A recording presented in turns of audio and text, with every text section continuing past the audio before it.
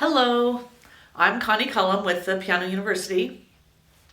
I just wanted to make this video to tell you a little trick about how you can improve practicing at home with just one word. That one word is because. Now let me explain how that works. You'll find as a parent, kids ask for things. If you kept track, who knows how many times a day they ask, can we do this? Can we do that? Can we go here? Can my friend come over? Can we have this for dinner? Can we have a snack? They're always asking because the truth is you as their parents pretty much provide their whole world. So they need to ask you for the things that they want. So this is how you can use this word to improve practicing.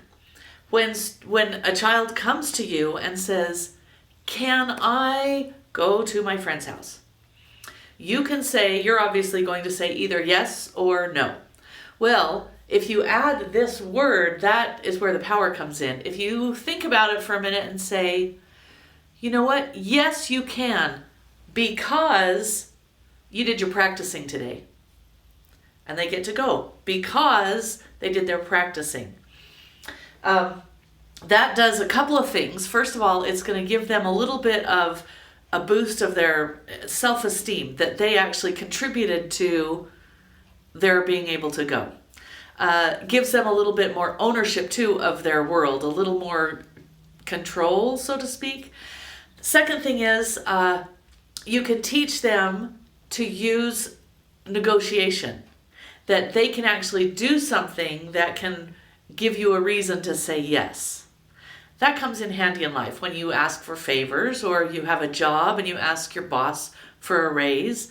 It's good to have done your best efforts beforehand to improve the odds of getting a yes. It doesn't, of course, guarantee that you're going to get a yes every time. But, okay, so here's how we would use this. I want you to think of using the word because and linking it to practicing. One key element here, start with the positive. Start out with something that you would say yes to and on a day they've practiced. So look for a reason to say yes because you practiced. Don't start out with like no because you haven't practiced yet. That just starts out in the negative. Start out with, you know what, I'm going to say yes to that because you got your practicing done already.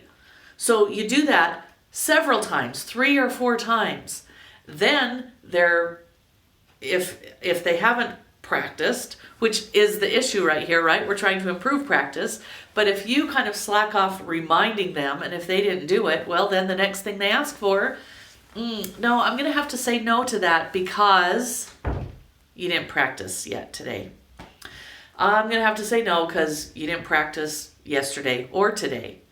And that's devastating, of course. The first time that happens, it's not going to be pleasant. Anytime we make a change like this, kids tend to rebel. So it might be horrible that very first time, but it will get better. Let me just tell you how this worked with me, with my daughter. Now she's 32 now, so it doesn't work anymore. But when she was about middle school age, the big thing was cleaning her room. Oh, it was horrendous. And so I started this technique. Yes, you know what? Because you cleaned your room. And I had to start with little things because she never cleaned her whole room. Yes, because you cleaned your pajamas. You put your pajamas away this morning. Good job. Okay, so I'd start saying yes to things because I could just find these little things. Well, then it happened. She'd ask for something and I went up and checked in her room. I said, no, you can't because your room's a mess. You haven't cleaned your room. Well, I hadn't asked her to clean her room, but she knows that that was an expectation and it wasn't fulfilled, so she didn't get to go do the thing. Were there tears and wailing and crying and I was the most horrible person in the world? Of course, yes, but she got over it. Now, to make this even more powerful, after you've done that a few times, kick it up a notch. This is what I did. She came to me and said, can we go do this? Can we go rent a video? It was renting videos back in my day. But can we do something?